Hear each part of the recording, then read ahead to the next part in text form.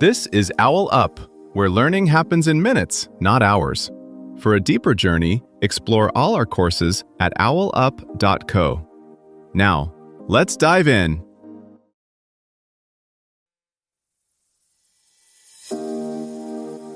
Welcome to Chapter 1 of Capitalism's Cast, a narrative journey through economic systems. In today's episode, titled The Birth of Capitalism, Tales from the Industrial Revolution, we'll explore the key figures who shaped this transformative era and their vital contributions to capitalism as we know it. So, let's dive in. Factories once turned quiet villages into cities almost overnight.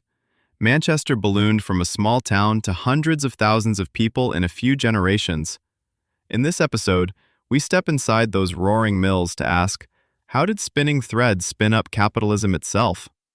The shock wasn't just how much more stuff factories could produce, it was how they rewired daily life. A weaver who once set their own hours now followed the rhythm of a steam engine's pistons. The village bell gave way to the factory whistle. Time itself became sliced into shifts, breaks, and quotas, turning days into a kind of economic grid. In this new landscape, people weren't simply making goods, they were selling their hours, their stamina, their precision.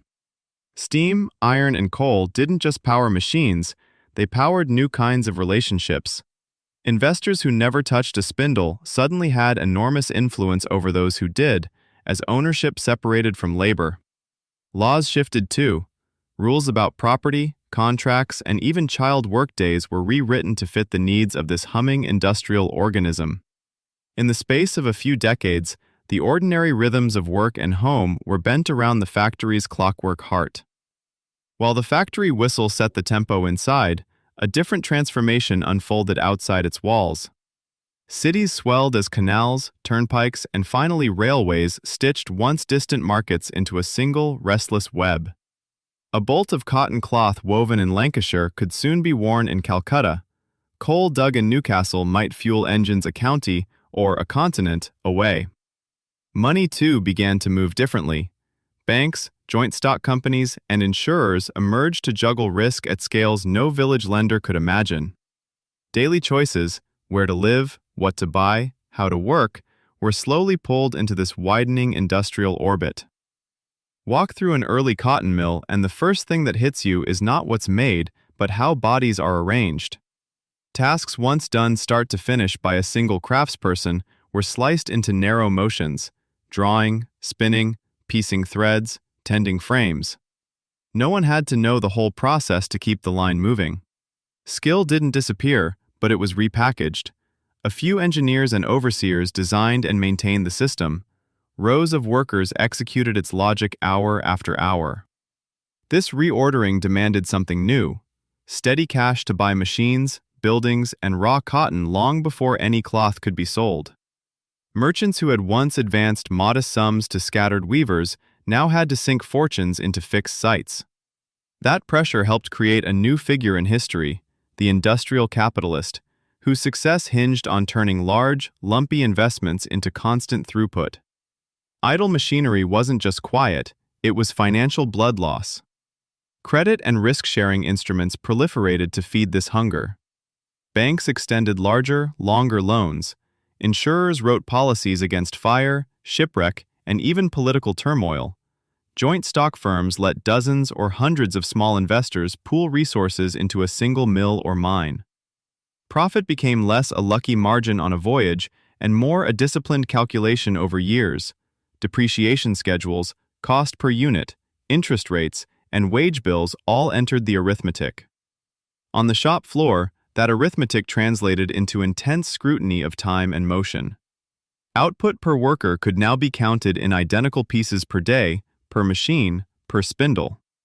Differences in posture, speed, or coordination showed up directly in ledgers. Some owners experimented with bonuses, others tightened supervision, stretching workdays or cramming more bodies alongside the frames. Outside, these choices ricocheted through households. A family that once blended farming, spinning, and seasonal side jobs now faced a starker mix: factory wages or nothing. When cotton prices slumped, or a new machine made certain roles redundant, entire neighborhoods felt the shock. Crowded lodging houses, pawn shops, and poor relief offices became barometers of distant decisions made in counting rooms or board meetings.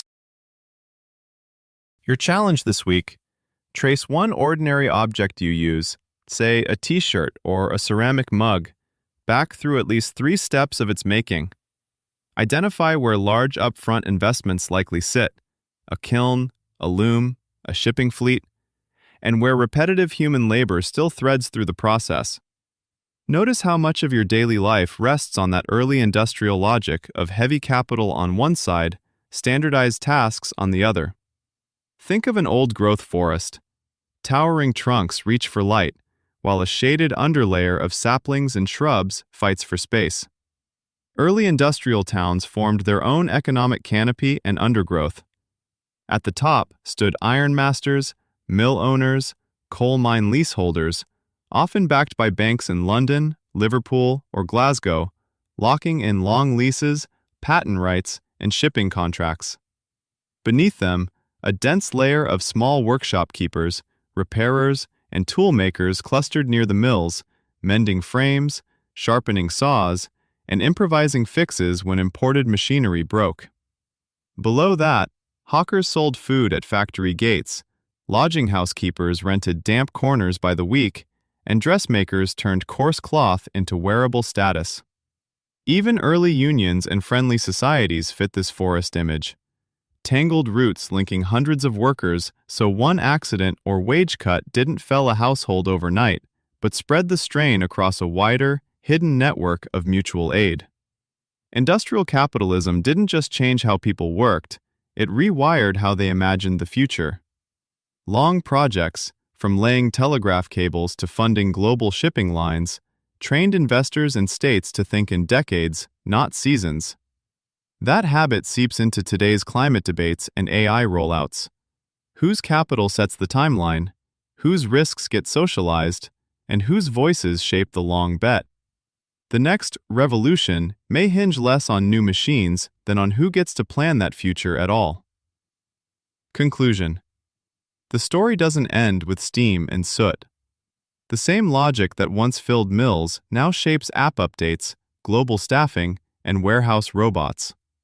Like a river that's been dammed and redirected, flows of effort and reward keep being channeled into new courses. The live question for us is less, how did this start, than, who gets to redraw the riverbed next? To go deeper, here are 3 next steps. Pick up Robert C. Allen's The Industrial Revolution, a very short introduction, and read the chapter on textile mills.